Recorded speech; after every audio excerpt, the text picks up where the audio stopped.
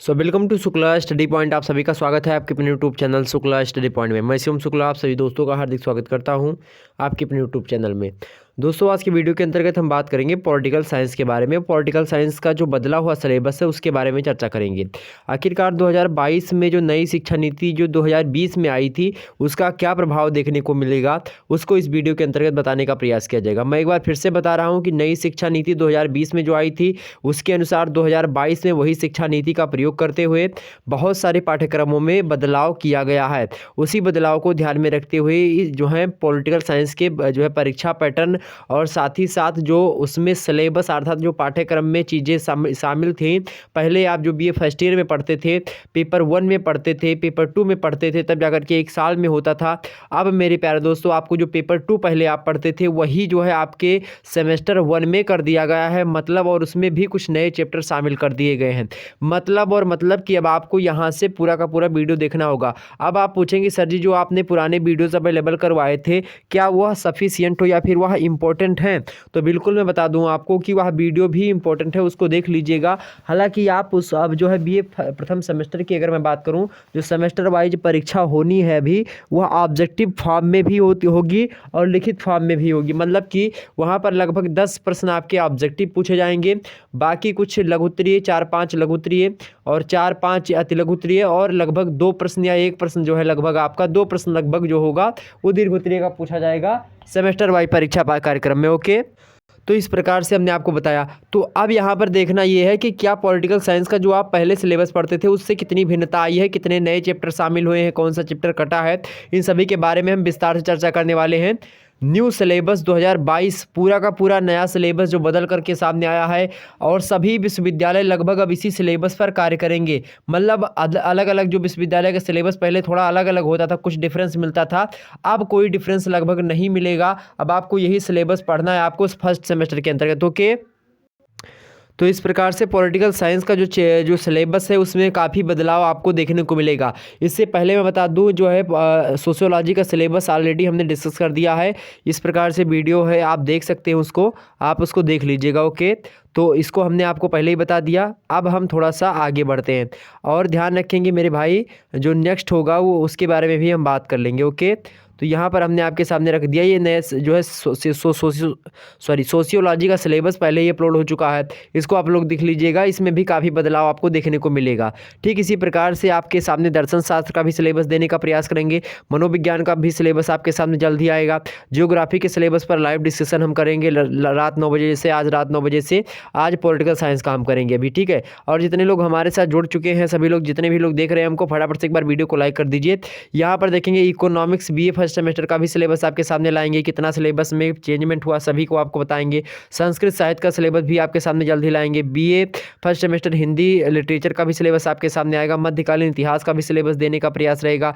गृह विज्ञान का सिलेबस दूंगा जल्दी। प्राचीन इतिहास का सिलेबस आपके सामने जल्द ही होगा और पॉलिटिकल साइंस का तो आज हम चर्चा कर ही रहे हैं। तो इस प्रकार से प्राचीन इतिहास, गृह विज्ञान, मध्यकालीन इतिहास, इंग्लिश लिटरेचर, संस्कृत साहित्य, इकोनॉमिक्स, जियोग्राफी, मनोविज्ञान, दर्शन शास्त्र, समाज शास्त्र का हो ही चुका है। हिंदी साहित्य का ऑलरेडी जो है हो चुका है, तो उन सभी को आप लोगों ने देखा। अब यहाँ पर आज की वीडियो के अंतर्गत हम पॉलिटिकल साइंस के सिलेबस के बारे में चर्चा करेंगे। जैसा कि आपको मैं बता दूं, सिलेबस आपके सामने जो है यहाँ पर दिखाई पड़ रहा होगा और भी है। लगभग आपकी बात की जाए तो और भी इकाइयों, मतलब लगभग बड़ी इकाई है, लगभग बात की जाए मेरे भाई तो लगभग 8 इकाई लगभग हो चुकी है आपकी सेमेस्टर में। और सेमेस्टर में पेपर का जो नाम है आपकी, वह क्या है, प्रश्न पत्र का नाम क्या है? तो प्रश्न पत्र का नाम है भारतीय राष्ट्रीय आंदोलन एवं भारत का संविधान। सबसे पहले आपको बताना चाहूँगा कि भारतीय राष्ट्रीय आंदोलन एवं जो है, और एक पहले दूसरा कुछ था, बट अब इसमें से चेंजमेंट हो गया है, भारतीय संविधान सीधा सीधा कर दिया गया है।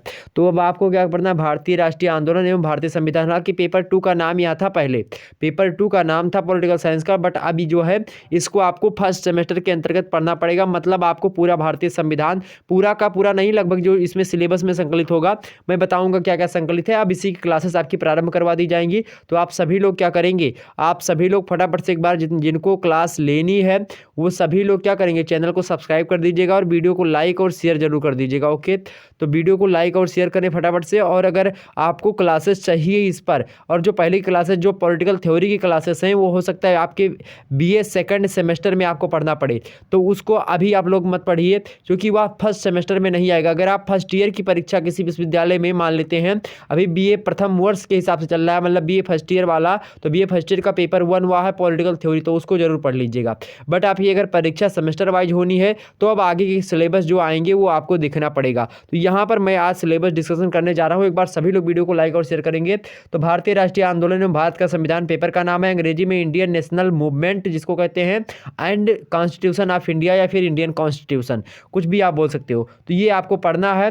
100 नंबर का जो है आपका क्या होता है, 100 नंबर का आपका पूर्णांक होता है, जिनमें से अगर 33 नंबर आपके आ जाते हैं, 100 में से 33 नंबर अगर आप पा जाते हो तो आपको पास कर दिया जाएगा।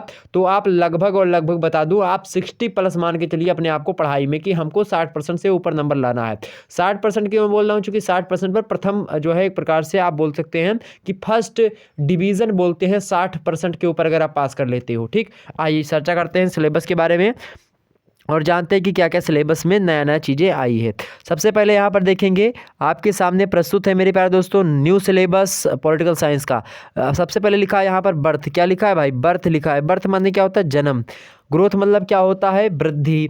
ठीक, and the political trends in the Indian national movement. सबसे पहले यहाँ पर क्या बता रहा है आपको, यहाँ पर सबसे पहले इंडियन नेशनल मूवमेंट मतलब भारतीय राष्ट्रीय आंदोलन जो है उसका एक प्रकार से बर्थ मतलब उसका उदय कहाँ से होता है। भारतीय राष्ट्रीय आंदोलन का उदय कहाँ से होता है, मतलब इसको राष्ट्रवाद के उदय के रूप से हम ले सकते हैं। तो इसी को चाहे राष्ट्रवाद आप बोलो, चूंकि राष्ट्रवाद का उदय भी भारतीय जो राष्ट्रीय जो मूवमेंट होते हैं वहीं से उदय होते हैं। चूंकि 1857 की क्रांति से आप देखेंगे 1857 ईस्वी से लगभग जो है आपके इंडियन नेशनल मूवमेंट शुरू हो जाते हैं, भारतीय राष्ट्रीय आंदोलन शुरू हो जाते हैं। तो वही आपका मतलब जब राष्ट्रीय मतलब जब आपके अंदर राष्ट्रवाद का उदय होगा तभी जो है ये चीज़ इन चीज़ों का भी उदय होता है। तो इसीलिए द इंडियन नेशनल मूवमेंट जो है इसका सबसे पहले देखेंगे कि बर्थ कैसे हुआ, मतलब इसका उदय कैसे हुआ है। इसके उदय को लेकर के प्रॉपर तरीके से एक वीडियो हमने पेपर 2 को लेकर के बना दी है। अगर आपने उसको नहीं देखा तो उसको देख लीजिएगा, उसमें हमने राष्ट्रवाद के उदय के बारे में आपको बता रखा है चैप्टर 1। बट अगर जो है आप लोगों की रिक्वायरमेंट रहेगी तो मैं फिर से जो है चैप्टर वाइज चैप्टर जो है फिर से फर्स्ट सेमेस्टर का चैप्टर 1 पढ़ा दूंगा आपको। अब शुरुआत से मैं शुरू करूंगा। मैं सोच रहा हूं जैसे यहाँ पर शुरू करूं कि राष्ट्रीय आंदोलन का उदय, पहला जो है लेक्चर, दूसरा लेक्चर, मतलब इस प्रकार से चैप्टर 1 चैप्टर 2 मैं आपको सामने डिवाइड करके देने का प्रयास कर रहा हूँ, मतलब करूँगा। तो आप सभी लोग एक बार चैनल को जरूर लाइक और शेयर करें। तो बर्थ मतलब इसका जो है भारतीय राष्ट्रीय जो आंदोलन है उसका उदय कैसे हुआ, उसमें वृद्धि कैसे कैसे होती गई समय समय आने पर, और साथ ही साथ वो जो पॉलिटिकल ट्रेंड्स मतलब जो रुझान रहा है राजनीति में, राजनीतिक रुझान जो रहा है, ट्रेंड्स जो रहे हैं, जो काफ़ी गमगीन मुद्दे रहे, काफ़ी अच्छे आंदोलन रहे, चाहे वो महात्मा गांधी के द्वारा चलाए गए 2-3 आंदोलन हो या फिर किसी नेताजी सुभाष चंद्र बोस के द्वारा बनाई गई पार्टी हो या कई अन्य प्रकार के जो क्रांतिकारी दल, चाहे गरम दल, नरम दल, ये सब हो, उन सभी को समझने का हम यहाँ पर प्रयास करेंगे। ठीक, तो अंग्रेजी में सिलेबस जरूर लिखा हुआ है। कुछ बच्चे कह रहे हैं सर जी हिंदी में बताओ, तो भैया मैं बता दूं आपको, हिंदी और अंग्रेजी दोनों में आपको यहाँ पर देखने को मिलेगा। आपके सामने इंग्लिश में लिखा है बट इसको मैं हिंदी में समझा रहा हूँ, एक एक शब्द की मीनिंग आपको बता रहा हूँ। तो सबसे पहले आप लिखेंगे कि भारतीय राष्ट्रीय आंदोलन का उदय, भारतीय राष्ट्रीय आंदोलन क्या एक में मतलब उसमें जो है उसके आंदोलन में वृद्धि कैसे हुई है, और साथ ही साथ उसका रुझान क्या रहा है, मतलब उसमें जो है रुझान क्या रहा है, पॉलिटिकल जो है राजनीति में रुझान कैसे रहा है राष्ट्रीय आंदोलन का। ठीक, जो दूसरा इकाई अब यूनिट 1 यहीं पर आपकी समाप्त हो जाती है। यूनिट 2 में हम प्रवेश करते हैं मेरे भाई। यूनिट 2 में हम प्रवेश करते हैं stages of constitutional development. Stages मतलब होता है चरण, क्या होता है, चरण, या फिर एक प्रकार से चरण बोल सकते हो आप, जैसे कि या प्रतिमान बोल सकते हो, वैसे चरण ज़्यादा आपकी समझ में आएगा। तो स्टेजेस या फिर स्टेज स्तरीकरण बोल सकते हो या स्तर बोल सकते हो। तो स्टेजेस मतलब स्टेजेस ऑफ कॉन्स्टिट्यूशनल डेवलपमेंट मतलब जो संवैधानिक इतिहास रहा है, संवैधानिक विकास रहा है, तो जो संविधान का विकास हुआ है उसके चरण मतलब संवैधानिक विकास के चरण। मुख्य रूप से इस जो है इसका हिंदी निकालें तो क्या मिलेगा, संवैधानिक विकास के चरण। लिख लीजिएगा हिंदी वालों, अंग्रेजी वालों इसको नोट डाउन कर लीजिएगा। ओके, नेक्स्ट आगे देखते हैं अगला, making of the constitute assembly, मतलब संविधान सभा बनाने के में जो है एक प्रकार से जो संविधान सभा कैसे निर्मित हुई, उसके मतलब निर्माण में क्या क्या चीज़ें हुई, क्या संविधान सभा कैसे बनी, उसकी क्या प्रक्रिया रही है, ये आपको यहाँ पर देखना है, तो इसको हम भी देख लेंगे। नेक्स्ट क्या है, फिलोसॉफी। फिलोसॉफी मतलब होता है दर्शन। दर्शन को अगर सरल भाषा में बताना चाहें तो उसका मतलब होता है विचार। क्या मतलब होता है भैया, विचार। तो फिलोसॉफी ऑफ इंडियन कॉन्स्टिट्यूशन, तो इंडियन कॉन्स्टिट्यूशन की फिलोसॉफी हमको समझना है, मतलब दर्शन। तो भारतीय संविधान का दर्शन, आप हिंदी में लिखेंगे भारतीय संविधान का दर्शन, ब्रैकेट में दर्शन के विचार लिख लीजिएगा कि विचार, तो मतलब जो भारतीय संविधान के जो विचार रहे हैं मुख्य रूप से जो कि हमारे और आप पर लागू होते हैं, उनको हमको यहाँ पर समझना है। उसके बाद में सिटीजनशिप। सिटीजनशिप क्या होती है, अनुच्छेद 5 से 11, अनुच्छेद भारतीय संविधान का बात की जाए, भारतीय संविधान में भाग 1, सबसे पहले भाग 1 हम देख लेंगे शुरुआत से बिल्कुल। भाग 1 में क्या है मेरे भाई, संविधान सभा की अगर मैं बात करूं तो मतलब संविधान में, भारतीय संविधान में भाग 1 में अनुच्छेद 1 से लेकर के 4 तक जो है अनुच्छेदों को भाग 1 में समाहित किया गया है। इसका नाम है संघ एवं राज्य की, मतलब संघ एवं उसका राज्य क्षेत्र। तो यहाँ पर हम देखेंगे मतलब कि कौन सा भारत सबसे पहला अनुच्छेद, अनुच्छेद 1 में क्या लिखा, अनुच्छेद 2 में क्या लिखा, इसको आपको बताते हुए चलूंगा। अनुच्छेद 1 क्या कहता है कि भारत जो होगा राज्यों का संघ होगा। अनुच्छेद 2, 3 ये सब क्या कहते हैं, राज्य निर्माण को लेकर के। राज्य अगर मान लेते कोई राज्य टूटता है, जैसे कि आंध्र प्रदेश से तेलंगाना टूटा, या उत्तर प्रदेश से उत्तराखंड टूटा, और झारखंड जो है बिहार से जो बात की जाए झारखंड टूटा, इसी प्रकार से जो अन्य अन्य राज्य टूटे हैं कहीं ना कहीं पे, तो वो कैसे टूटे, क्यों टूटते हैं, अगर कोई सीमा भारतीय संविधान मतलब भारतीय देश कोई देश को किसी भूमि को जीत लेता है तो उस भूमि को कैसे हथियाना है, कैसे अंडर में रखना है, ये सारी बातें इसमें लिखी गई हैं 1 से 4 तक। उसके बाद में बात आती है भाग 2 की, यहीं पर थोड़ा समझ लीजिए ताकि आपको आगे समझने में कोई दिक्कत ना हो। भाग 2 जो होता है मेरे प्यारे दोस्तों, भाग 2 ही है सिटीजनशिप, जो यहाँ पर मैं बता रहा हूँ सिटीजनशिप, भाग 2 के अंतर्गत ही सिटीजनशिप आपकी आती है। सिटीजनशिप मतलब होता है नागरिकता, क्या होती है, नागरिकता। और ये अनुच्छेद 5 से लेकर के अनुच्छेद 11 आपसे पूछेगा एग्जाम्स में, ऑब्जेक्टिव में जरूर प्रश्न बनता है कि अनुच्छेद मतलब सिटीजनशिप किस भारतीय संविधान में नागरिकता का प्रावधान अनुच्छेद कहाँ से कहाँ तक दिया गया है। तो भारतीय संविधान में अनुच्छेद 5 से लेकर के अनुच्छेद 11 के बीच तक जो है क्या दिया गया है, नागरिकता से संबंधित प्रावधान किए गए हैं। क्योंकि उस समय क्या था, जब भारतीय मतलब भारत आज़ाद हुआ, उस समय पाकिस्तान और बात की जाए भारत के देश में जो है बंटवारा हुआ। जब बंटवारे में क्या होता है कि मतलब बंटवारा तो पहले एक ही देश था, तो कौन पाकिस्तान में रहेगा, कौन भारत में रहेगा, कौन भारत का नागरिक कहलाएगा, कौन पाकिस्तान का नागरिक कहलाएगा। और उसी में भी एक बांग्लादेश जो है पूर्वी पाकिस्तान था, एक पश्चिमी पाकिस्तान था, तो कौन पूर्वी पाकिस्तान का होगा, कौन पश्चिमी पाकिस्तान का। तो इसमें बड़ा माथापच्ची हो रही थी। तो इसको लेकर के जो है एक नियम बनाया गया कॉन्स्टिट्यूशन के हिसाब से कि अनुच्छेद 5 से 11 में कौन कौन से व्यक्ति जो होंगे वो भारत के नागरिक कहलाएंगे, और मान लेते नागरिकता उनको लेनी है तो कैसे ले सकते, तमाम प्रकार की बातें अनुच्छेद 5 से लेकर के अनुच्छेद 11 में बताई गई हैं, जो कि भाग 2 के अंतर्गत आती हैं। उसके बाद में यहीं पर आगे तो यहाँ पर क्या होगा, आपका सिटीजनशिप हो गया, सिटीजनशिप हम समझ लेंगे। उसके बाद में क्या है, यूनिट 3 में हम प्रवेश करते हैं, फंडामेंटल राइट्स। यूनिट 3 क्या है, फंडामेंटल माने होता है मौलिक, फंडामेंटल माने क्या होता है, मौलिक या फिर मूल, और राइट्स मतलब क्या होता है, अधिकार। तो मौलिक अधिकार, मौलिक अधिकार मतलब बात की जाए तो ये भाग 3 में है। अनुच्छेद मतलब संविधान के भाग 3 में आपसे पूछे कि मौलिक अधिकारों की व्यवस्था भारतीय संविधान में कहाँ की गई, तो भाग 3 में की गई है। अनुच्छेद 12 से लेकर के अनुच्छेद 35, अनुच्छेद 12 से लेकर के अनुच्छेद 35 तक के अनुच्छेदों में जो है किसकी व्यवस्था की गई है, तो इसी की व्यवस्था की। अनुच्छेद 12 से अनुच्छेद 35 तक भारतीय संविधान में, जो कि भाग 3 के नाम से जाना जाता है, इसमें हम क्या पढ़ते हैं, इसमें ही हमको मौलिक अधिकारों को पढ़ना होता है। इसमें जो है आप मौलिक अधिकारों के प्रकार को पढ़ते हैं कि समानता का अधिकार, स्वतंत्रता का अधिकार, और उसके बाद में अल्पसंख्यक अधिकार, या फिर इसी प्रकार से जो है प्राण एवं दैहिक स्वतंत्रता का अधिकार, कई प्रकार के अधिकार आप पढ़ते हैं, जिनमें बात की जाए मुख्य रूप से 14 से लेकर के 32 तक ही आप देखेंगे। बट इसमें एक पहले अलंकार हुआ करता है, मतलब इसमें पहले अनुच्छेद था जो कि एक मौलिक अधिकार पहले इसमें शामिल था, जिसका नाम है संपत्ति का अधिकार। वो अब विधिक अधिकार हो चुका, मतलब वो कानूनी अधिकार हो चुका, मौलिक अधिकार नहीं रहा। मौलिक अधिकार का मतलब यही होता है है कि अगर इसका कोई हनन मान लेते हैं, अनुच्छेद 14 जो कहता है समानता का अधिकार, अनुच्छेद 14 क्या कहता है, विधि के समक्ष क्षमता, मतलब विधि मतलब कानून के हिसाब से सभी लोगों में क्या होगी, समानता होगी। और अनुच्छेद 15 कहता है धर्म, जाति, लिंग, जन्म स्थान, प्रजाति, इसके हिसाब से किसी व्यक्ति में भेदभाव नहीं किया जाएगा कि ये इस व्यक्ति का या जनजाति का है, या किस प्रकार का भेदभाव नहीं किया जाएगा।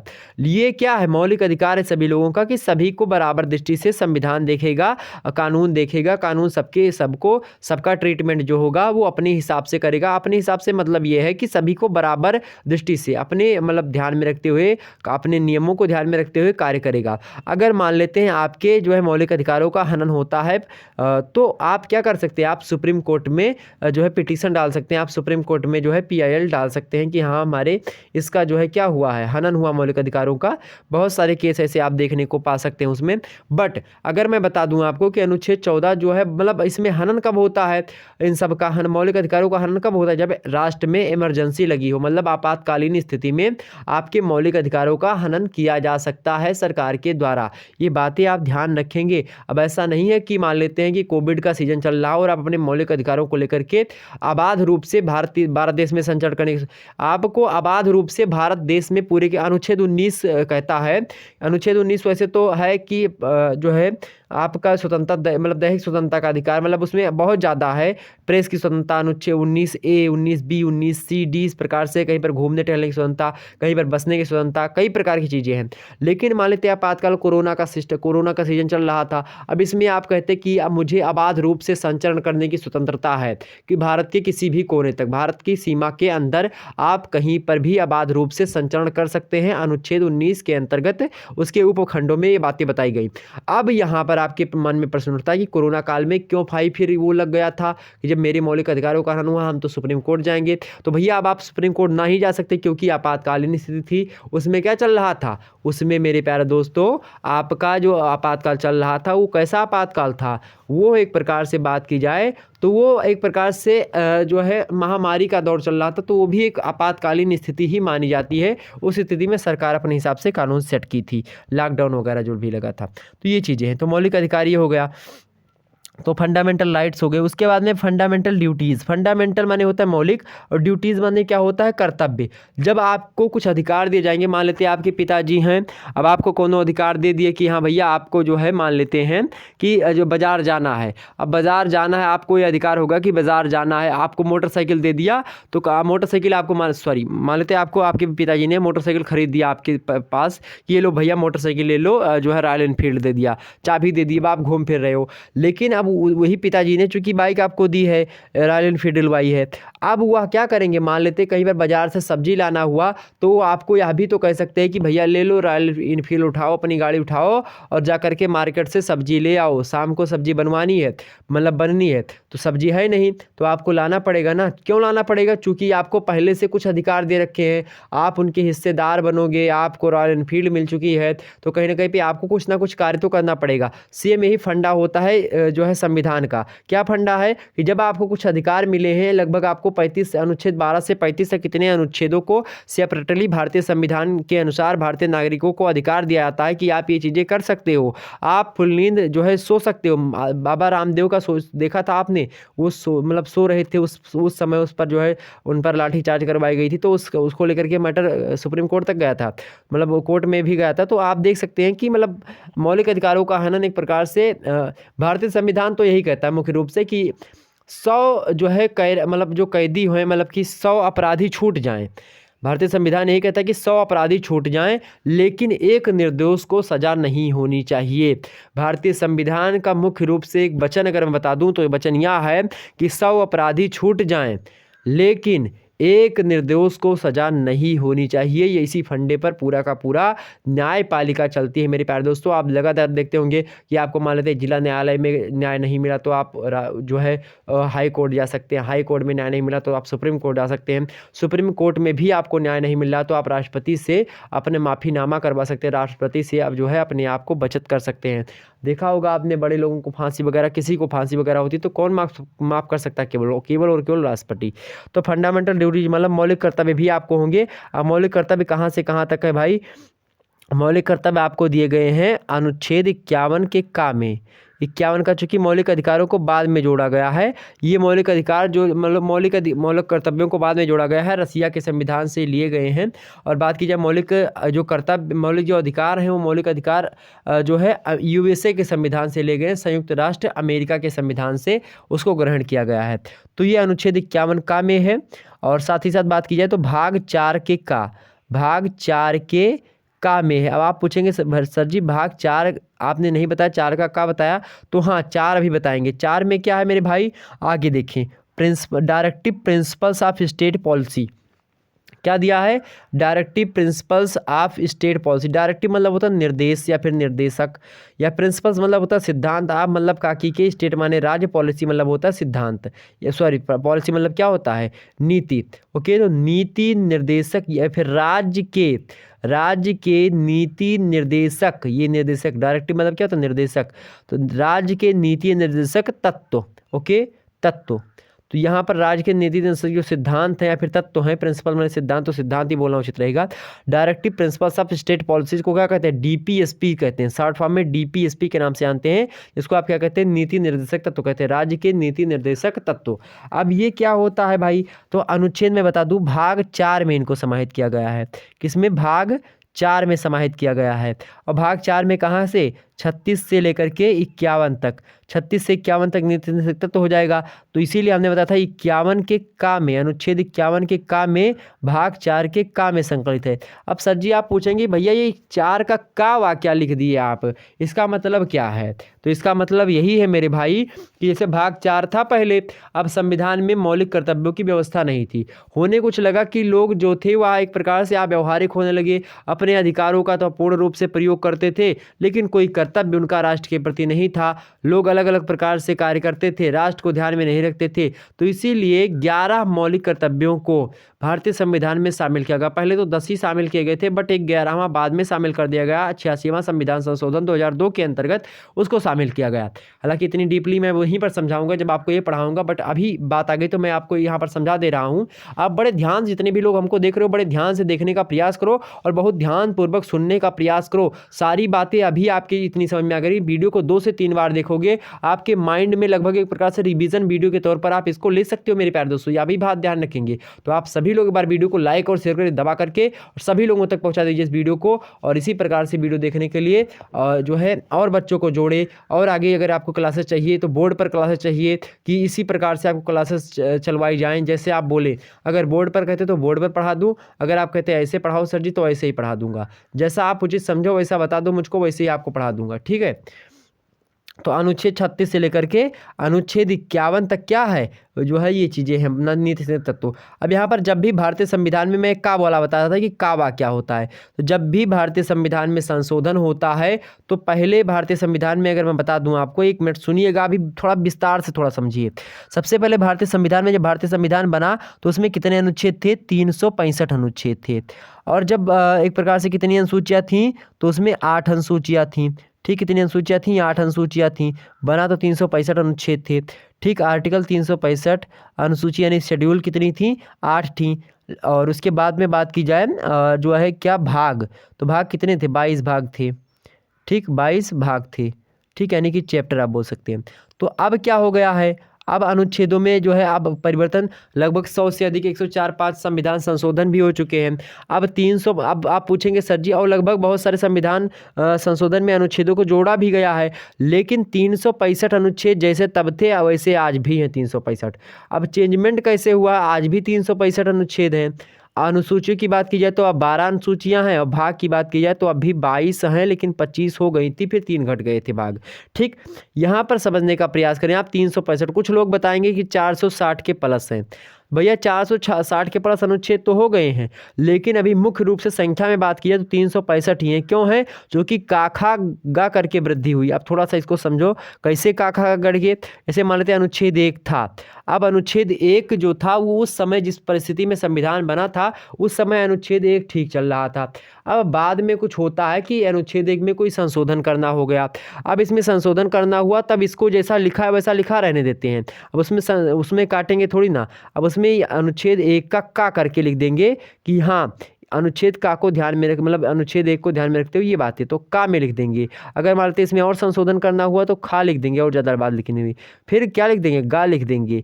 इस प्रकार से मान लेते फिर कभी इसमें संशोधन करना हुआ तो का के बाद में क्या कर देंगे, इसको ए कर देंगे, फिर बी कर देंगे, सी कर देंगे। मान लेते फिर कभी जो है संशोधन करना हो तो रोमन वाली शैली में कर देंगे इसमें। तो इस प्रकार से इसमें क्या होता है, बदलाव संविधान में हुआ करता है।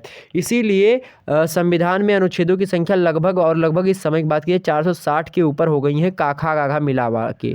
ठीक, बट अभी मुख्य रूप से अगर पूछे मूल रूप से तो 300 जो है कितना बताया था हमने, 365 360 जो भी है,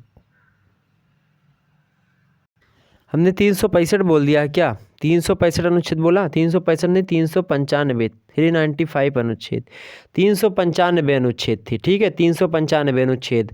ठीक, और 395 अनुच्छेद और जो है 22 भाग मतलब पहले थे, और 8 अनुसूचियाँ थीं, अब 12 अनुसूचियाँ हो गई हैं।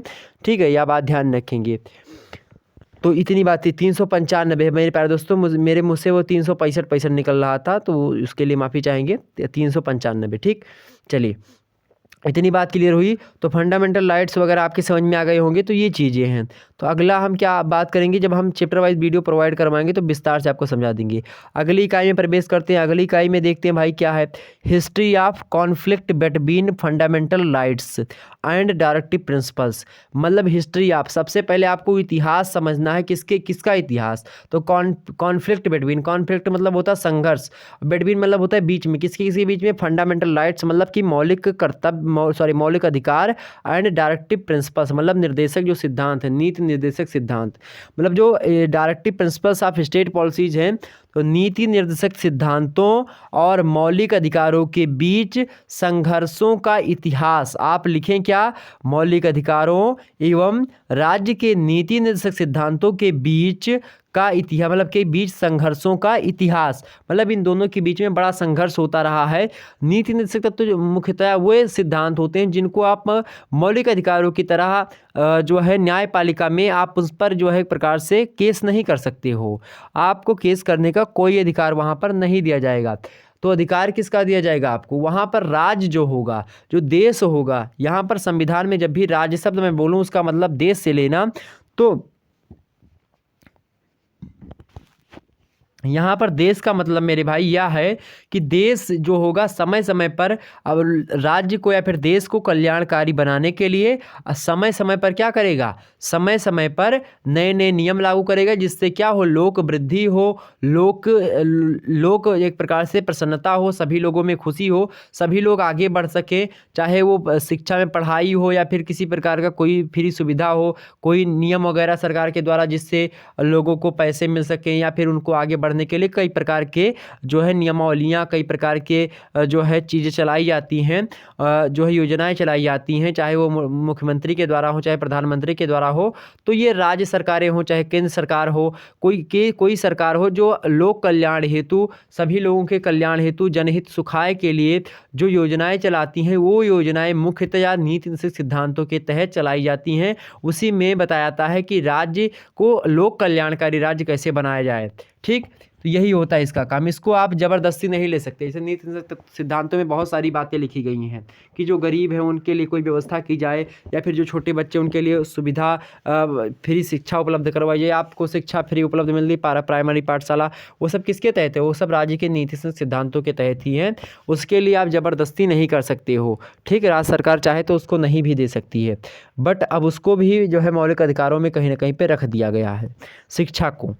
ठीक, तो अब उसको भी अनिवार्य कहीं ना कहीं पे करना पड़ रहा है। तो history of conflict between fundamental rights and directive principles, मौलिक अधिकारों और नीति निर्देशक सिद्धांतों के बीच जो संघर्षों का इतिहास रहा, चूँकि बहुत सारे संघर्ष हुए हैं, उनका इतिहास बताएं, मतलब कितना संघर्ष हुआ है, तो हम समझेंगे। ठीक है, इसको विस्तार से। नेक्स्ट है प्रोसेसेस ऑफ अमेंडमेंट। अमेंडमेंट मतलब होता है संशोधन, अमेंडमेंट मतलब क्या होता है, संशोधन। प्रोसेस मतलब होता है प्रक्रिया, आप मतलब काकी के मतलब संशोधन की प्रक्रिया। किसके संशोधन की, तो संविधान संशोधन की प्रक्रिया प्रक्रिया अनुच्छेद 368 में, अनुच्छेद 368 में संविधान संशोधन के बारे में बताया गया है कि अगर मान लेते हैं संविधान का कोई अनुच्छेद में बदलाव करना है, संविधान में कुछ भी बदलाव करना है तो आप किस तरीके से कर सकते हैं, उसको लेकर के अनुच्छेद 368 बनाया गया। उसी अनुच्छेद 368 में पूरी की पूरी प्रक्रिया लिखी गई है। जब हम पढ़ाएंगे आपको ये वाला प्रोसेस ऑफ अमेंडमेंट तो मैं इसको विस्तार से आपको समझा दूंगा। नेक्स्ट है क्या, कॉन्सेप्ट ऑफ जो है basic structure of constitution. Concept माने होता है अवधारणा, आप मतलब काकी के बेसिक स्ट्रक्चर माने क्या होता है, मतलब बेसिक माने होता है आधार, स्ट्रक्चर मतलब होता है संरचना, आप जो है कॉन्स्टिट्यूशन, कॉन्स्टिट्यूशन मतलब क्या होता है संविधान, आप मतलब काकी के, तो संविधान के बेसिक स्ट्रक्चर की, संविधान के बेसिक स्ट्रक्चर की एक प्रकार से अवधारणा। आपको क्या समझाना है, संविधान की अवधारणा, संविधान के बेसिक स्ट्रक्चर की अवधारणा। क्या लिखेंगे आप, संविधान के बेसिक स्ट्रक्चर की अवधारणा, या संविधान के आधार की, या संविधान के आधार की संरचना की अवधारणा। ओके, मतलब संविधान की मुख्य रूप से संविधान क्या है, कैसे है, संविधान की परिभाषा, इसमें उसका बेसिक स्ट्रक्चर क्या है। संविधान में बेसिक स्ट्रक्चर जैसे मान लेते हैं फंडामेंटल राइट्स नहीं बोल सकते आप, जैसे प्रस्तावना वगैरह हो जो हो गया वो कैसा है, संविधान का मसौदा कैसा है, मतलब जो प्रारूप समिति के द्वारा प्रस्तुत किया गया था। ये इसी प्रकार से अन्य बातों जो हम समझेंगे विस्तार से एक एक करके, तो आप लोग परेशान मत होइएगा। नेक्स्ट है इकाई 5। इकाई 5 क्या है, यूनियन एग्जीक्यूटिव। एग्जीक्यूटिव मतलब क्या होता है मेरे प्यारे दोस्तों, एग्जीक्यूटिव, लेजिस्लेचर एंड जुडिशरी, ये तीन चीज़ें होती हैं जो कि सरकार को अच्छे तरीके से चलाने में मदद करती है। सबसे पहले आपको बता दूं कि जो एग्जीक्यूटिव होती है इसका मतलब क्या होता है, कार्यपालिका। एग्जीक्यूटिव मतलब क्या होता है, कार्यपालिका। यूनियन लगा है भाई तो संघ की कार्यपालिका, संघ की कार्यपालिका मतलब क्या होता है, कार्यपालिका। और एक प्रकार से लेजिस्लेचर मतलब क्या होता है, कार्यपालिका में जितने भी सरकारी नौकरी वाले कर्मचारी वगैरह होते हैं सरकारी संस्था में अलग अलग, तो वो सारे के सारे क्या होते हैं, वो सब एग्जीक्यूटिव होते हैं। मतलब कि वो सब क्या होते हैं, वो सब कार्यपालिका के सदस्य होते हैं। तो हम संघ की कार्यपालिका यहाँ पर पढ़ेंगे। उसके बाद में यूनियन लेजिस्लेचर पढ़ेंगे। यूनियन लेजिस्लेचर मतलब संघ की, लेजिस्लेचर मतलब क्या होता है, विधायिका। विधायिका मतलब क्या होता है, कानून बनाने वाला, विधि का निर्माण करने वाले को विधायिका। कार्य को चलाने के लिए जो विधायिका के द्वारा जो कानून बनाया है उसको लागू करवाने के लिए, या फिर समाज में लोक कल्याण हेतु जो कार्य किया जाता है उसके लिए सरकार के द्वारा कुछ नुमाइंदे होते हैं, कुछ व्यक्ति होते हैं, उन्हीं वो जो संस्था, उस जिस संस्था में कार्य करते हैं उसी को एग्जीक्यूटिव कहा जाता है। और जो भी आते हैं वो सब उसके अंडर में आते हैं, जो सरकारी सर्विस वाले, यूनियन एग्जीक्यूटिव के अंदर।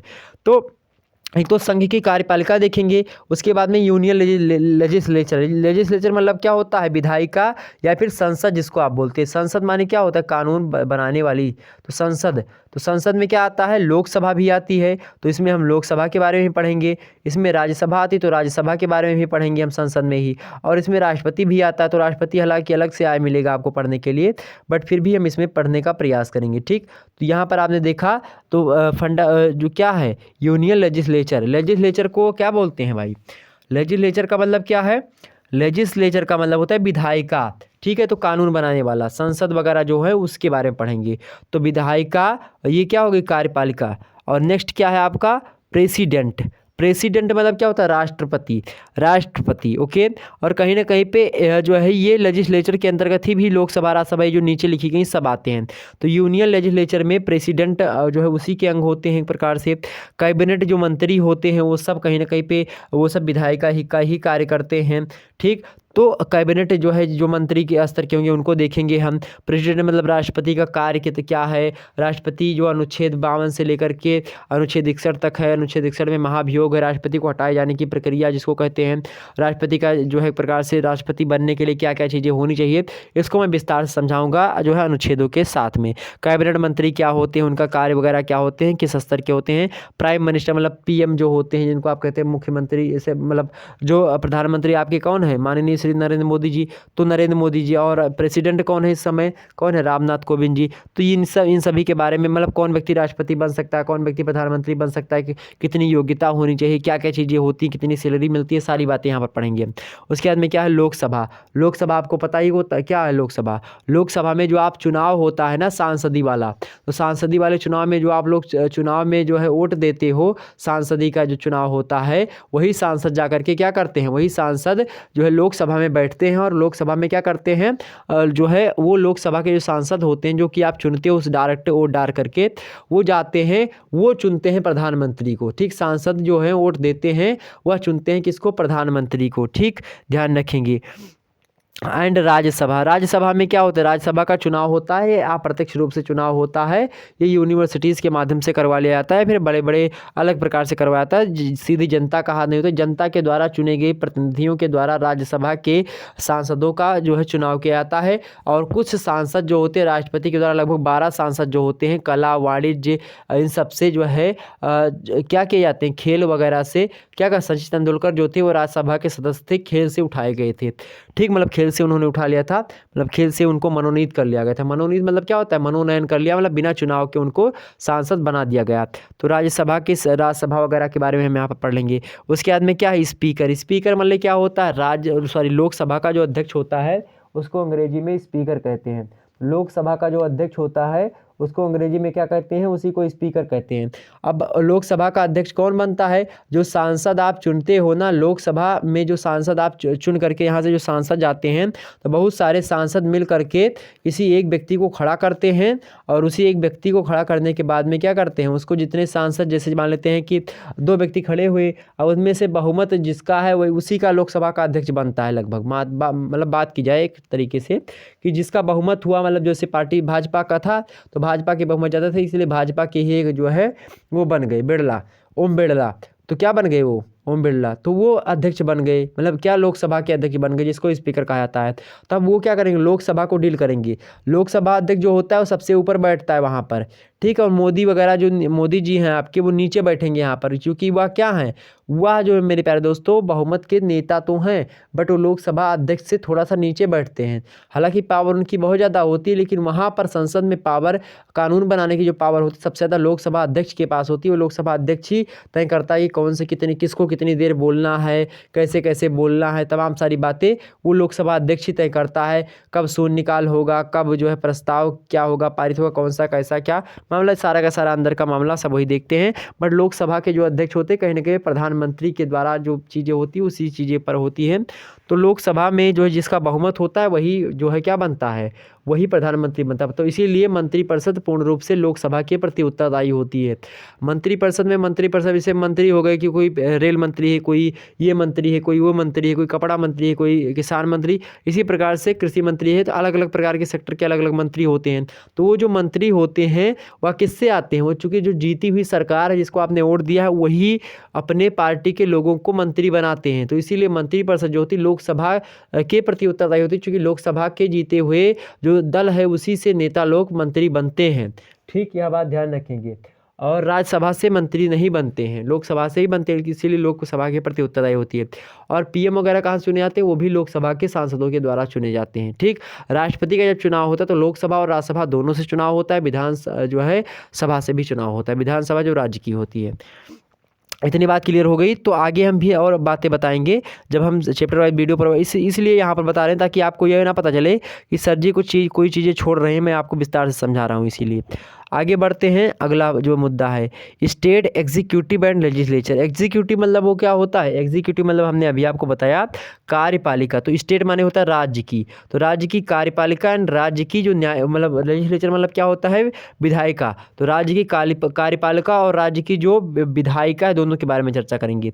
तो इसके पावर्स के बारे में मतलब शक्तियाँ कितनी कितनी हैं, किसके बारे में। तो एग्जीक्यूटिव की शक्ति कितनी क्या है और लेजिस्लेचर की शक्ति राज्य की कितनी होती है, उनकी शक्तियों के बारे में, उनके फंक्शंस के बारे में। फंक्शंस माने कार्य होता है। ठीक, तो स्टेट मतलब फंक्शंस माने कार्य, तो स्टेट जो है एग्जीक्यूटिव एंड लेजिस्लेचर के कार्य को देखेंगे। उसके बाद में and the relationship between the governor and chief minister. Governor माने होता है राज्यपाल और चीफ मिनिस्टर माने होता है जो है जैसे आपके चीफ मिनिस्टर कौन है, योगी आदित्यनाथ जी। तो योगी जी मान लेते हैं चीफ मिनिस्टर है, मतलब कि मुख्यमंत्री। तो मुख्यमंत्री और राज्यपाल और मुख्यमंत्री में रिलेशनशिप क्या होता है इन दोनों के बीच में, मतलब क्या संबंध होता है। तो राज्यपाल और मुख्यमंत्री के बीच में संबंध क्या होते हैं, इनको हमको समझना है। ठीक है, अभी समझा देंगे। उसके बाद में the legislature assembly, sorry legislative assembly, मतलब जो कार्यपालिका की जो असेंबली होती है, जिसको आप लेजिस्लेटिव असेंबली को हिंदी में अगर बात की जाए, द लेजिस्लेटिव असेंबली को हिंदी में विधानसभा कहते हैं। असेंबली माने होती है सभा, और काउंसिल मतलब होता है क्या, परिषद। काउंसिल माने परिषद, ठीक है, काउंसिल माने परिषद। इसीलिए आप देखते होंगे यम यल ए, एक होता है यम यल ए, ठीक, और एक क्या होता है, एक होता है MLC। तो यह क्या होता है, MLA, और एक होता है MLC। तो एक लेजिस्लेटिव में जो होता है, अर्थात जो विधानसभा में होता है, उसको MLA कहते हैं। MLA को आप लोग चुनते हो, यानी विधायक जिसको आप कहते हो। तो विधायक कौन है, जो है जो लेजिस्लेटिव में है, मतलब जो एक प्रकार से बात की जाए, लेजिस्लेटिव मतलब क्या होता है, कार्य, लेजिस्लेटिव मतलब क्या होता है, विधायिका। तो विधानसभा, इसको क्या कहते हैं, विधानसभा, मतलब जो कानून बनता है। जैसे योगी जी जो हैं, या फिर जिसको आपने विधायकी का चुनाव जो होता है, जिसमें आप जिसको आप चुनते हो जो विधायक को, वो यहाँ पर बैठते हैं। इसमें जो है किस में बैठते हैं, असेंबली में बैठते हैं, लेजिस्लेटिव असेंबली में बैठते हैं। और जिनको आप नहीं चुनते हो MLC वालों को, तो MLC कहाँ पर बैठते हैं, लेजिस्लेटिव काउंसिल में बैठते हैं, MLC। तो LC लास्ट में वही होता है, LC, और यहाँ पर LA, ठीक है, MLA MLC। ओके, ध्यान रखेंगे। इतनी बात क्लियर हुई, इतनी बात क्लियर हुई मेरे भाई, इतनी चीज़ें क्लियर हुई। तो MLA और MLC में अंतर आपको पता हो गया होगा। और लेजिस्लेटिव असेंबली क्या होती है और लेजिस्लेटिव काउंसिल क्या होती है, इसको समझ में आ गई। अभी लगभग 8 से 9 राज्यों में, 8 राज्यों में लगभग जो है क्या है, जो है लेजिस्लेटिव जो है क्या है, काउंसिल है। बाकी राज्यों में नहीं। यूपी में अपने क्या जो है विधान परिषद भी है और विधानसभा भी है। ये सॉरी विधान ये सभा है, विधानसभा ये है, और विधान परिषद काउंसिल है। ठीक, ध्यान रखेंगे।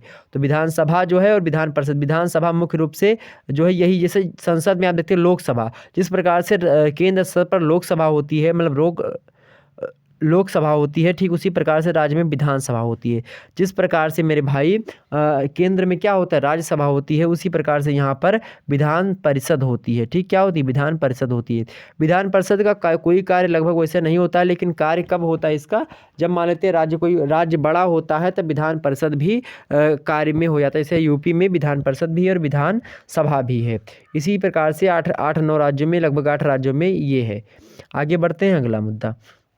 अगला क्या है, जुडिशियरी। जुडिशियरी मतलब क्या होता है, न्यायपालिका।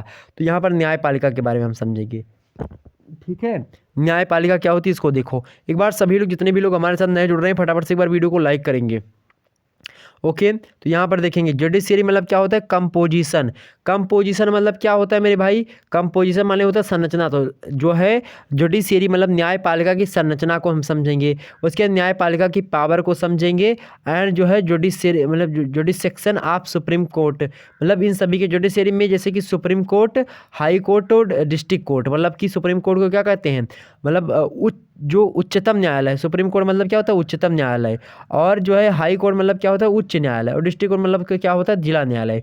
जिला न्यायालय, उच्च न्यायालय, और उच्च न्यायालय के साथ ही साथ क्या होता है, उच्चतम न्यायालय। तो यहाँ पर आपने देखा सुप्रीम कोर्ट, हाई कोर्ट और डिस्ट्रिक्ट कोर्ट।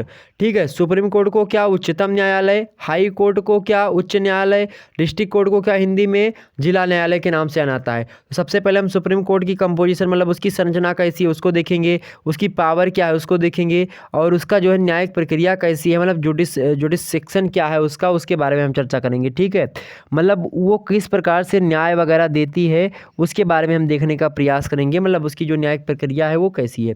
इसी हिसाब से हम हाई कोर्ट का भी कंपोजिशन देखेंगे, उसकी पावर देखेंगे, उसकी जुडिसेक्शन मतलब की जुडिसेक्शन देखेंगे। उसके साथ ही साथ डिस्ट्रिक्ट कोर्ट के भी बारे में भी कंपोजिशन, उसका पावर, उसकी जुडिसेक्शन, इन सभी के बारे में चर्चा करेंगे। ठीक है, तो न्यायपालिका इसमें हम पढ़ेंगे। उसके बाद में जो लास्ट इकाई आपकी है 8वीं इकाई, 8वीं इकाई के बारे में हम क्या, सेंट्रल स्टेट रिलेशनशिप मतलब केंद्र राज्य संबंध। इस सेंटर माने होता है केंद्र, स्टेट माने होता है राज्य, और रिलेशनशिप मतलब क्या होता है, संबंध। तो केंद्र राज्य संबंध को के बारे में हम चर्चा करेंगे। केंद्र केंद्र राज्य संबंध मुख्य रूप से जो है एक प्रकार से ये जो है 3 अनुसूची भी आप पढ़ते हैं कि केंद्र मतलब कि केंद्र अनुसूची मतलब संघ सूची, और एक राज्य सूची और एक समवर्ती सूची। तो समवर्ती सूची जो होती है केंद्र राज्य संबंध के बारे में कहीं ना कहीं कुछ बातें बताती हैं, हालांकि हम अनुसूचियों में इसको पढ़ेंगे। यहाँ पर देखेंगे इसके हम सेंट्रल स्टेट रिलेशंस के बीच में हम क्या पढ़ेंगे। यहाँ पर सबसे पहले एडमिनिस्ट्रेटिव, एडमिनिस्ट्रेशन मतलब क्या होता है, उसके जो एडमिनिस्ट्रेटिव यहाँ पर लिखा है, एडमिनिस्ट्रेटिव मतलब होता है कि केंद्र राज्य संबंध जो है उसका प्रशासन कैसा है, मतलब केंद्र का प्रशासन कैसा है और राज्य का प्रशासन कैसा है, और दोनों में क्या संबंध है, क्या डिफरेंस है, और दोनों में से कौन बड़ा है कौन छोटा, इसको भी देखेंगे। उसके बाद में लेजिस्लेटिव एंड फाइनेंशियल, लेजिस्लेटिव मतलब क्या होता है, दोनों में मतलब राज्य का भी हम लेजिस्लेटिव देखेंगे। लेजिस्लेटिव मतलब होता है विधायी, मतलब जो एक प्रकार से विधायी शक्तियां हैं उनके बारे में, मतलब जो कानून बनाने से संबंधित जो शक्तियां हैं, तो केंद्र की भी राज्य की भी दोनों को देखेंगे, हम मर्ज करेंगे।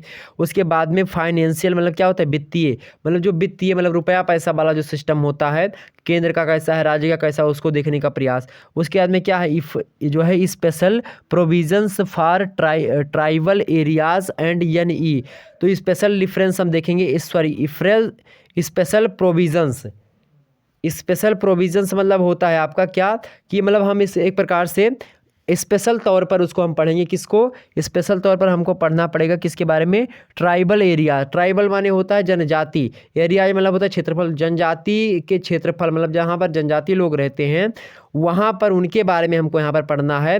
उनको विशेष रेफरेंस दिया जाता है, उनको विशेष प्रोविजंस दिए जाते हैं, चाहे वो केंद्र स्तर के हों चाहे वो राज्य स्तर के हों, तो उन्हीं प्रोविजंस के बारे में चर्चा करेंगे जो कि ट्राइबल्स एरिया को दिए जाते हैं, मतलब जनजाति इलाके। जनजाति मतलब कि जो जनजाति आप समझते हैं थारू जो एक प्रकार से, और थारू के साथ साथ आप देखते हैं मुंडा, मुइया, डुइया, उराव, संथाल, ये सब जो जनजातियाँ हैं, इन सभी जनजातियों को अलग से प्रोविजंस होते हैं, अलग से नियम इनके लिए होते हैं। और साथ ही साथ एंड NE मतलब क्या होता है, नॉर्थ ईस्ट, नॉर्थ माने होता है उत्तरी, और ईस्ट मतलब क्या होता है पूर्वी। तो उत्तरी पूर्वी राज्य जो हैं, जो उत्तरी पूर्वी राज्य में जैसे कि मान लेते हैं पूर्वोत्तर के जितने भी राज्य हैं, नॉर्थ ईस्ट उत्तरी पूर्वी का मतलब ये है जितने भी 7 सिस्टर्स के देश हैं, चाहे वो अरुणाचल प्रदेश हो, असम हो, मेघालय हो, त्रिपुरा हो, मिजोरम हो, ये सब जो राज्य हैं, नागालैंड हो, तो ये सब जो राज्य हैं मेरे भाई, ये सब पिछड़े एरियाज़ में आते हैं। ये सब लगभग पूर्वोत्तर के जो राज्य हैं इनमें जनजातियाँ निवास करती हैं, तो इसीलिए इनको भी हमने विशेष तौर पर जो है कानून के लिए बनाया है। इनको अच्छे तरीके से और आगे बढ़ने के लिए कई प्रकार के कानून नियम बनाए गए हैं, तो इसको हम समझेंगे। उसके बाद में क्या है, कंपोजिशन मतलब क्या होता है, संरचना। कंपोजिशन मतलब क्या होता है, संरचना। किसकी संरचना, इलेक्शन कमीशन की। तो composition, functions and power of election commission, मतलब इलेक्शन माने होता है चुनाव, कमीशन मतलब क्या होता है, आयोग। तो चुनाव आयोग का पावर देखेंगे हम, मतलब उसकी शक्ति कितनी है, उसकी संरचना यानी जो है चुनाव आयोग की संरचना क्या है, संरचना को देखेंगे। और साथ ही साथ फंक्शन के बारे में भी चर्चा करेंगे। चुनाव आयोग मतलब चुनाव आयोग की का कार्य क्या है, चुनाव फंक्शन माने कार्य, कंपोजिशन माने होता है संरचना या स्थिति, और पावर माने क्या होता है, शक्तियाँ। तो इलेक्शन कमीशन आप समझते हैं चुनाव आयोग, तो चुनाव आयोग की शक्तियाँ, चुनाव आयोग का एक प्रकार से पोजीशन या स्थिति या फिर संरचना, उसके बाद में चुनाव आयोग तो मतलब चुनाव आयोग का कार्य, तो इन सभी के बारे में हम चर्चा करेंगे। अब बहुत सारे लोगों के सिलेबस हो सकता है हिंदी में खूब डिस्क्राइब करके इधर उधर से दिया होते हैं, तो उसमें माथापच्ची करने की आवश्यकता आपको नहीं, ज़्यादा पढ़ना यही पड़ेगा आपको, ठीक है, यह बात ध्यान रखेंगे। पेपर का नाम आप पढ़ लीजिएगा सबसे पहले, भारतीय राष्ट्रीय आंदोलन एवं भारत का संविधान अगर पढ़ना है तो जो मैं पढ़ाऊँगा वही आपको पढ़ना है। और हालांकि सभी विश्वविद्यालय में लगभग नई शिक्षा नीति के तहत ये बातें जोड़ दी गई हैं, ठीक। तो आपको बस यही पढ़ना है, भारतीय राष्ट्रीय आंदोलन एवं भारत का संविधान, मुख्यतः आपको यही पढ़ना है, बाकी चिंता करने की आवश्यकता आपको नहीं है। तो यही होगा, जिस प्रकार से मॉडल पेपर में सेट करने का प्रयास करूंगा, जैसे हो सकता है अभी में बात चल रही है, तो 10 लगभग ऑब्जेक्टिव टाइप के 10 प्रश्न पूछे जाएंगे, बाकी अति लघुत्तरीय, लघुत्तरीय, दीर्घोत्तरीय टाइप के प्रश्न बनेंगे, ठीक। तो यहाँ पर मैं प्रश्नों का मसौदा तैयार कर दूंगा, कैसे कैसे प्रश्न बन सकते हैं, वो भी प्रश्न आपके सामने जल्द ही आपके सामने देने का प्रयास करूंगा। तो यहाँ तक इतनी बातें समझ में आई होंगी आपके, इतनी बात समझ में आए तो एक बार वीडियो को लाइक और शेयर जरूर कर दीजिएगा, सभी लोगों को वीडियो दिखाइए फटाफट से एक बार। और मैं आपको एक बार फिर से बता दे रहा हूँ कि जैसे आपने यहाँ पर पॉलिटिकल साइंस का देखा, अगर आप नए जुड़े हो हमसे और आपको नहीं पता कि केवल पॉलिटिकल साइंस की क्लास हुई है, तो ये बिल्कुल नहीं है, हर सब्जेक्ट की क्लास शुक्ला एचडी पॉइंट में मिलती है, चाहे पॉलिटिकल साइंस हो। इसी प्रकार सोशियोलॉजी का सिलेबस जो है, सोशियोलॉजी का सिलेबस भी चेंज हुआ है लगभग, तो उसको हमने आपको यहाँ पर एक वीडियो में बता रखा है। ये वीडियो पूरी की पूरी वही है, अभी हमने डिलीट नहीं करी है, वीडियो यूट्यूब चैनल पर ऑलरेडी आपको मिल जाएगी, उसको देख लीजिएगा। नहीं, समाज शास्त्र की वीडियो यहाँ पर देखें, समाज शास्त्र देखेंगे, इसकी हो गई है। इसी के साथ ही साथ साथ दर्शन शास्त्र के बारे में आप देखेंगे, दर्शन शास्त्र की वीडियो जल्दी आएगी, मतलब अभी अपलोड नहीं हुई है। सोशियोलॉजी की लाइव हो चुकी है, मनोविज्ञान की जल्दी आएगी आपके सामने, ज्योग्राफी की जल्दी आएगी, इकोनॉमिक्स की जल्दी आएगी आपके सामने, संस्कृत साहित्य की जल्दी आपके सामने आएगी फर्स्ट सेमेस्टर की, इंग्लिश लिटरेचर की आएगी जल्दी आपके सामने, मध्यकालीन इतिहास की आएगी जल्दी आपके सामने। इसी प्रकार से गृह विज्ञान का आएगा आपके सामने, प्राचीन इतिहास का जल्दी आपके सामने आएगा, और पॉलिटिकल साइंस का हमने आपके सामने रख ही दिया। ठीक इसी प्रकार से आपके सामने तमाम प्रकार के जो सिलेबस की वीडियोस होंगी जल्द ही आपके सामने प्रकट होंगी। इसी प्रकार से थंबनेल सबका ऊपर लगा होगा, तो आप थंबनेल से पता लगा लीजिएगा कि हाँ शुक्ला एडी पॉइंट की ही वीडियो है। इस प्रकार से आप शुक्ला एडी पॉइंट को पर अपना प्यार दुलार बनाए रखें और जल्द ही वीडियो को लाइक और शेयर करते रहें। तो एक बार सभी लोगों का बहुत बहुत धन्यवाद हमारे साथ जुड़ने के लिए। इसी प्रकार से अपना प्यार दुलार बनाए रखें। जैसे दीर्घ उत्तरीय में बता दूं आपके इससे कैसे प्रश्न पूछेगा, ऐसे पूछ लिया कि राष्ट्रीय स्वतंत्रता आंदोलन की पृष्ठभूमि में कौन कौन से सामाजिक कारण है या राजनीतिक कारण है, कुछ भी आपसे ऐसे पूछ सकता है। या फिर आपसे पूछ सकता है कि जो है 1942 का भारत छोड़ो आंदोलन स्वतंत्रता संग्राम का अंतिम निर्णायक संघर्ष था, मतलब संग्राम का जो था वो अंतिम निर्णायक संघर्ष था, समीक्षा कीजिए इस कथन का। या फिर ऐसे पूछ सकता है भारत छोड़ो आंदोलन के लिए उत्तरदायी कारणों की भी समीक्षा कीजिए। तो कई प्रकार के जो है चीज़ें आपसे पूछ सकती हैं। तो मैं प्रश्नों के ट्रेंड को देखूंगा, कौन सा प्रश्न आपके एग्जाम से बन सकता है उसको देने का प्रयास करूंगा। हालांकि बिल्कुल भी नया है अब ये आपके मार्केट में, बता दूं बीए फर्स्ट सेमेस्टर की दृष्टि से बिल्कुल नया पाठ्यक्रम तो आपका पुराना शायद है, बट 2018 से पहले जो क्वेश्चन पेपर आते थे 2018 से पहले, उन क्वेश्चन पेपर में जब आप देखेंगे तो इस प्रकार के दीर्घ उत्तरीय और जो है अति लघु उत्तरीय टाइप के प्रश्न आपको फर्स्ट ईयर में मिलेंगे। बाकी ऑब्जेक्टिव भी हो गया था आपका, तो बट आपको यहाँ पर समझने का प्रयास करना होगा। और मैं आपके सामने लघु उत्तरीय, अति लघु उत्तरीय, दीर्घ उत्तरीय और बहुविकल्पीय सभी टाइप की परीक्षा होनी है चूँकि इस बार, तो मैं सभी का जो है मॉडल पेपर जल्द ही आपके सामने प्रस्तुत करने वाला हूँ। तो इसीलिए वीडियो को लाइक और शेयर जरूर करें सभी लोग, फटाफट से सभी लोग एक बार वीडियो को लाइक और शेयर कर दीजिएगा। प्रत्येक व्यक्ति 10 लोगों के पास वीडियो को शेयर करेंगे। तो इसी प्रकार से विधिवत रूप से आपको हमने समझा दिया, तो आपको कोई भी डाउट आपको नहीं होना चाहिए। एक बार इसका स्क्रीनशॉट ले लीजिए, अंग्रेजी में लिखा हुआ लेकिन इसकी हिंदी में हमने आपकी व्याख्या विस्तार से बता दी है। तो इसकी व्याख्या आप लोग एक बार फिर से वीडियो देख लीजिएगा बाद में, और देखने के बाद में कॉपी पेन लेकर के रोक करके पॉज करके आसानी से उसको नोट डाउन कर लीजिएगा सिलेबस में बताई गई बातों को। उसके बाद में एक एक करके मैं तो पढ़ाने वाला ही हूँ जल्द ही आपके सामने। क्लासेस आपकी प्रारंभ होगी रात 9 बजे, लाइव तो होती है डेली, कोई ना कोई क्लासेस आपकी लाइव रात 9 बजे प्रारंभ होती हैं। तो इसी श्रृंखला में आपकी क्लासेस होंगी, और जैसे भी क्लासेस होने वाले होंगी मैं आपको इन्फॉर्म कर दूंगा ये यूट्यूब चैनल पर ही। धन्यवाद आप सभी का हमारे साथ जुड़ने के लिए। इसी प्रकार से अपना प्यार दुलार बना रखें। बहुत बहुत धन्यवाद। Good night, I love you. Good night मेरे प्यारे दोस्तों, सभी को गुड नाइट।